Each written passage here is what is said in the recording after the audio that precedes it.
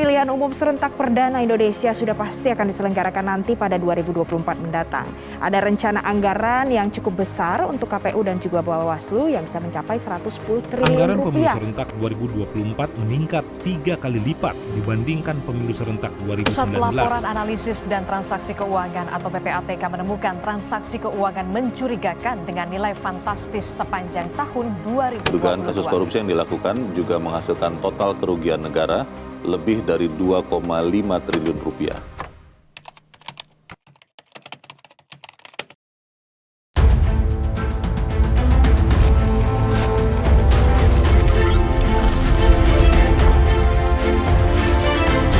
Selamat sore, Bung Firdaus Ilyas. Iya, selamat sore Bu Meldren, Pak. Apa kabar nih? Baik-baik saja. Semoga Sehat selalu ya. Ya, alhamdulillah lumayan.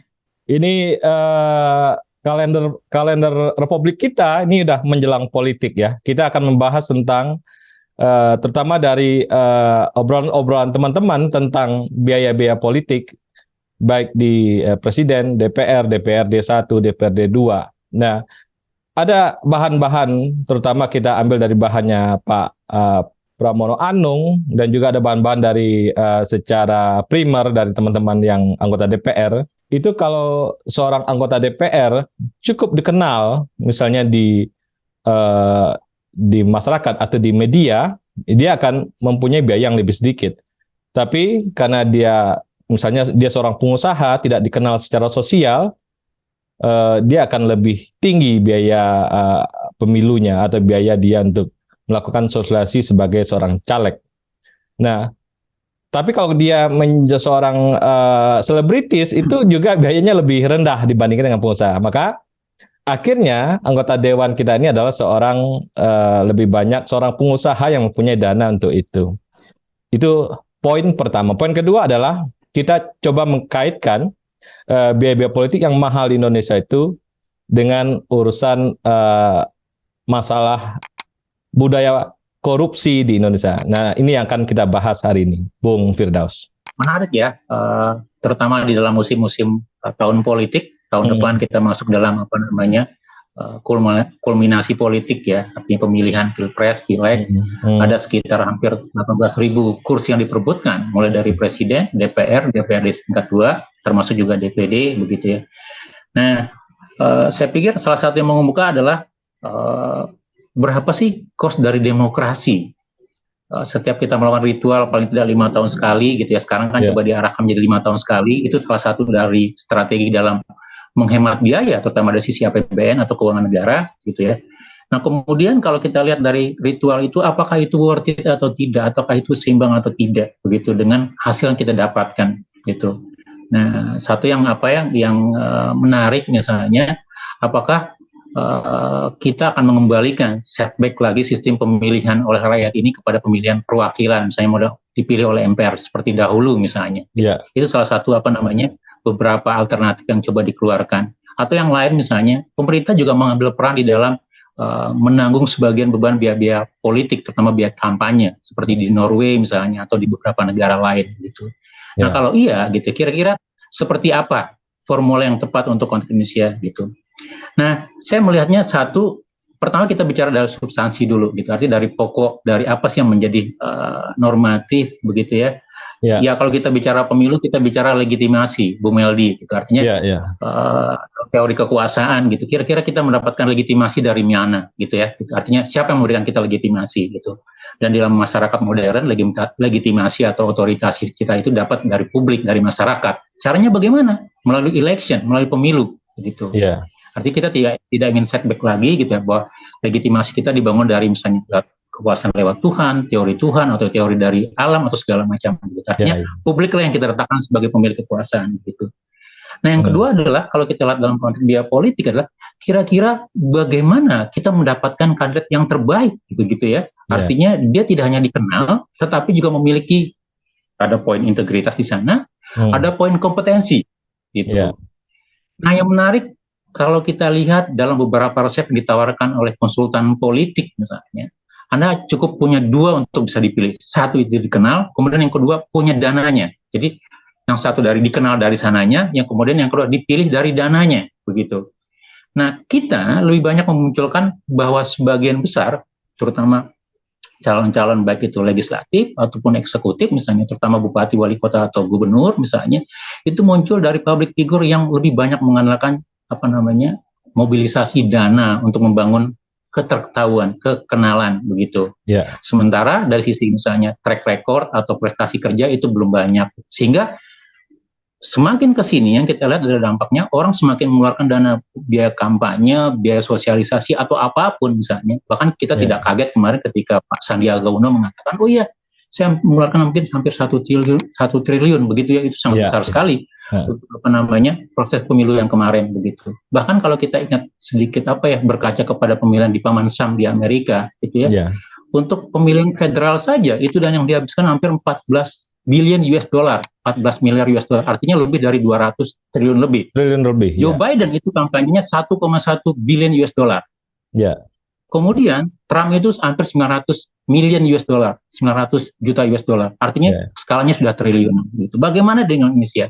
Nah, pertanyaannya kalau kita bicara teori kekuasaan gitu ya, bagaimana mengkapitalisasi resource, apakah dengan misalnya pembiayaan yang sekian triliun selama 5 tahun berkuasa kita mendapatkan kembali payback-nya atau kita mendapatkan untung dari itu atau tidak.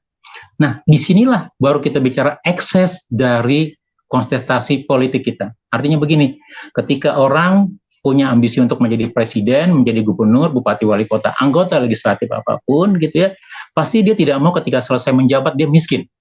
Kita tidak punya negaragawan yang begitu Pak Meldi ya. Jadi kalau kita lihat, oh ya, nggak apa-apa lah gitu. Uang saya gunakan tapi saya menjadi public service yang baik begitu. Artinya seperti zamannya Aristoteles dulu begitu ya. Itu adalah aktualisasi tertinggi menjadi menjadi anggota Senat gitu. Artinya apa? Kalau bisa nanti LHKPN saya ketika menjadi menteri hanya 1 miliar, kemudian selesai dari menteri menjadi 50 miliar misalnya. Artinya apa? Dia harus mendapatkan lebih banyak begitu. Nah, disinilah yang saya lihat ada mekanisme ekses dari pendanaan politik yang besar berimplikasi kepada misalnya ya akibat salah satunya tidak hanya dari pendanaan politik tapi juga tata kelola, pengawasan, penegakan hukum begitu ya. Kemudian kekuasaan itu memberikan akses sebagai bagian dari bentuk disalahgunakan sebagai bagian dari misalnya penyimpangan atau korupsi misalnya. Orang mencari rente gitu ya dari kekuasaannya, dari posisinya, kemudian membayarkan kembali dari dana-dana politik yang dihimpun gitu sebagai komitmen dari payback dari mekanisme pendanaan politik begitu. Nah, ekses ini menurut saya menjadi lebih mengkhawatirkan begitu. Dibanding kalau kita lihat misalnya apakah proses kita harus kita balik atau tidak. Secara nilai, secara normatif, saya yakin saya pribadi tidak sepakat kita mengembalikan mekanisme ke modal dulu misalnya dipilih oleh perwakilan. Artinya Vox Populi itu, suara rakyat itu tetap harus kita kedepankan. Tapi bagaimana membuat kontestasi itu juga lebih mengedepankan, lebih efektif, efisien, kandidat yang muncul lebih punya track record gitu, sehingga tidak menjadi ajang money politik, tidak menjadi ajang orang membayar membawa amplop dalam mekanisme pemilihan, tetapi memilih track record, kinerja dan integritas begitu. Itu substansi pertama yang harus kita. Dari data-data yang kita punya, selalu orang yang masuk di ruang politik atau dia punya aktualisasi di politik, kalau kita lihat laporan keuangan, laporan kekayaannya, pasti di awal dia masuk politik dan di akhir politik naik ya. Ini kita naiknya biasanya fantastis biasanya. Pukul rata ini tidak naik. Tidak banyak yang tidak berugia. Tidak ada yang jadi minus. Iya betul. Jadi tidak ada yang setelah selesai menjabat itu minus. Mungkin kalau kita bicara misalnya kita ingat dulu tokoh-tokoh zaman dulu Bung Hatta begitu ya, Nasir atau yang lain gitu. Tokoh-tokoh di awal founding father kita bergerak gitu. Artinya jabatan itu adalah bagian dari amanah untuk membangun republik. Kalau sekarang kan ya jabatan itu bagian dari bagaimana mengkapitalisasi resource. Resource itu kekuasaan, ekonomi dan segala macam untuk memperkuatnya kembali begitu. Jadi power tend to corrupt-nya itu menjadi tantangan di dalam mengelola kekuasaan gitu. Nah, saya lihat sekarang satu yang menarik misalnya begini. Kalau kita lihat selain dari tadi ya biaya yang dikeluarkan oleh kandidat ya, kita ambil contoh misalnya untuk Pilpres 2019. Dari yang dilaporkan misalnya pasangan Jokowi Pak Ma'ruf itu kurang lebih hampir 600 miliar, itu yang dilaporkan ya. Belum termasuk yang tidak dilaporkan atau misalnya dikeluarkan secara sukarela kemudian tidak masuk dalam account dana kampanye begitu. Sementara pasangan Pak Prabowo Sandi hampir 300-an miliar begitu. Artinya kalau kita lihat dua ini hampir 1 triliun. Pertanyaan kalau kita lihat misalnya, kan di situ ada pembatasan dana kampanye, gitu. Artinya batasan. Nah, salah satu pembatasan itu batasan nilai sumbangan, kemudian semua sumbangan harus dicatat, begitu. Tujuannya apa? Satu, misalnya tidak menjadikan kontestasi politik ini, baik itu pilpres ataupun juga pileg, gitu ya, sebagai bagian dari trade off dari kepentingan, gitu. Sehingga, nah, sayangnya kalau kita lihat dari misalnya dari realita ya, ini kalau pengalaman saja, misalnya kalau kita lihat di lapangan, loh, kayaknya banyak sekali dana-dana atau pergerakan mobilitas resource, baik itu jasa, barang, begitu, dan itu tidak dilaporkan sebagai penerima dana kampanye, gitu. Itu dianggap sebagai semacam spontanitas, sebagai bagian dari partisipasi saja. Nah, begitu juga misalnya bentuk-bentuk endorsement atau dukungan yang tidak langsung. Nah, kalau kita mau coba dilaporkan, artinya secara jujur, secara transparan, akuntabel dilaporkan lagi, nilainya jauh lebih besar lagi, gitu. Nah, memang yang menjadi berbahaya adalah, gitu ya, pengelolaan dana-dana sumbangan kampanye ini yang tidak dilaporkan atau tidak diketahui oleh publik, karena publik tidak bisa menilai, tidak bisa menakar misalnya siapa memberikan sumbangan, kemudian ketika berkuasa apa di balik itu. Contoh misalnya perkulindanan benturan kepentingan, gitu ya. Ini yang kita lihat misalnya ada pasangan yang satu juga menarik, misalnya kemarin orang bilang ada skema laundry uang politik. Jadi jangan salah juga, Bung Meldi, misalnya ajang politik itu salah satu mekanisme banyaknya praktek money laundry di semua negara. Ada uang-uang ilegal, gitu ya, illegal money masuk lagi, kemudian di laundry dalam skema politik, dan kemudian dari politik itu mendapatkan apa namanya semacam konsesi lanjutannya ketika dia berkuasa, begitu. Nah, ini yang menurut saya yang lebih perlu kita waspadai, begitu ya, dalam konteks bagaimana nanti kekuasaan itu tidak jadi ajang yang korup. Presiden terpilih tidak nanti hanya sekedar bagi-bagi proyek, anggota DPR terpilih tidak hanya misalnya menguntungkan kelompok atau rekanan tertentu, begitu juga misalnya di daerah, bupati, gubernur, gitu ya, sumber daya daerah habis disedot untuk kepentingan kelompok atau kroninya, begitu. Kalau kita lihat angka-angka dari KPK, kita bisa lihat misalnya berapa wali kota, bupati ya, ada juga berapa gubernur ya, baik di zamannya Pak SBY dan juga zamannya Pak Jokowi. Ini menunjukkan adanya masalah itu ya, Bung Firdaus. Betul, gitu. Jadi kalau kita lihat dari situ kan memang pada akhirnya kita ambil contoh beberapa kasus korupsi ya, ada beberapa pejabat, terutama misalnya di daerah, bupati, wali kota atau gubernur, pada akhirnya ketika dalam proses masa dia menjadi jabatan, menjalankan jabatannya, kemudian terseret korupsi, misalnya memberikan proyek kepada rekanan, notabene itu tidak memiliki potensi atau tidak memberikan kualitas yang terbaik buat pemerintah. Nah, ternyata kalau kita telisik ke belakang, misalnya ternyata rekanan itu atau orangnya gitu atau pribadinya merupakan salah satu orang yang memberikan sumbangan dana-dana kampanye. Dan lebih wahdalahnya lagi, misalnya sumbangan itu tidak tercatat gitu, itu hanya komitmen saja di belakang layar.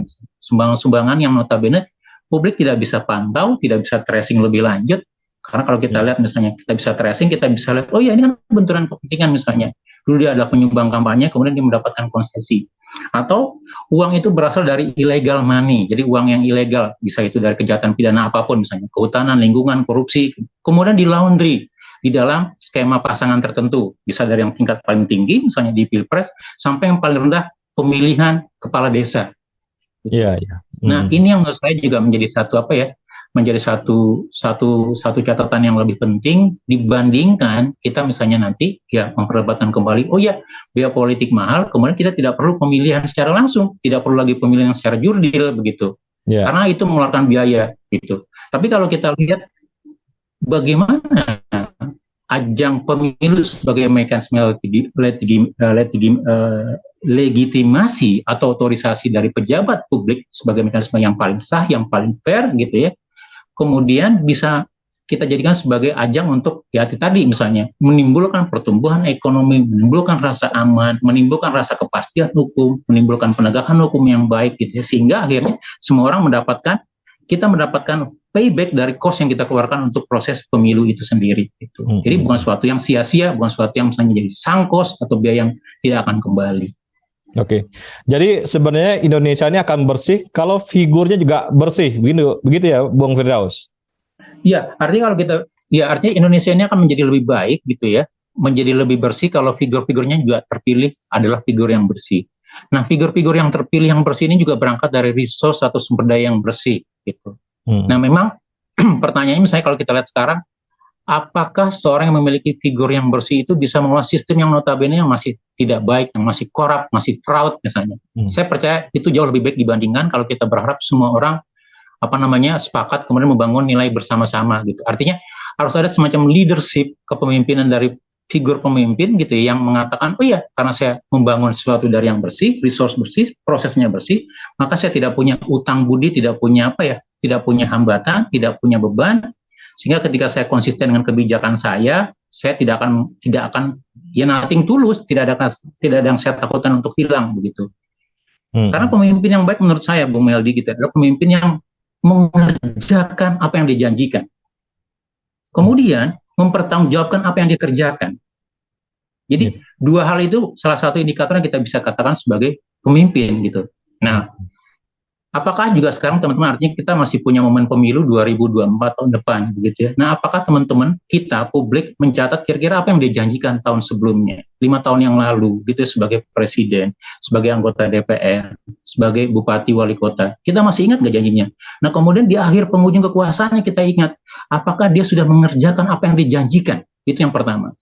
Kemudian yang kedua, apakah dia mempertanggungjawabkan yang dia kerjakan? Itu mekanisme akuntabilitas yang perlu kita jaga, yang perlu kita ingatkan kembali, sehingga kita tidak lagi mengulang kesalahan jatuh pada lubang yang sama, memilih kucing dalam karung, memilih sesuatu karena kita suka, tapi hanya di permukaan saja, tapi kita tidak tahu track record atau rekam jejaknya yang lebih dalam. Itu jauh lebih berbahaya. Artinya, kos 76 triliun dari APBN, sekian triliun dari partai politik atau pasangan, gitu, itu akan menjadi sia-sia, dan kemudian nilai kos kita tidak hanya itu, nanti yang dikorap misalnya, yang disimpangkan, yang tidak dioptimalkan, yang disalahgunakan lebih besar dari itu. Artinya kita akan mengeluarkan kos yang berlipat-lipat dalam proses 5 tahun berikutnya. Terima kasih Bung Firdaus. Sebenarnya kita punya banyak contoh, misalnya di dunia internasional ada Mahatma Gandhi, ya, ada Khomeini, dan ada juga di kita Muhammad Hatta di Indonesia. Ini jadi contoh figur bersih, dan dia masuk dalam sistem, dia membangun sebuah sistem yang bersih tentunya. Bung Firdaus, terima kasih. Betul. Salam Semoga Indonesia. kita bisa belajar dari orang-orang tersebut. Ya, sama-sama Bung Meldi. Ya, salam Indonesia bersih. Terima kasih. Salam Indonesia bersih.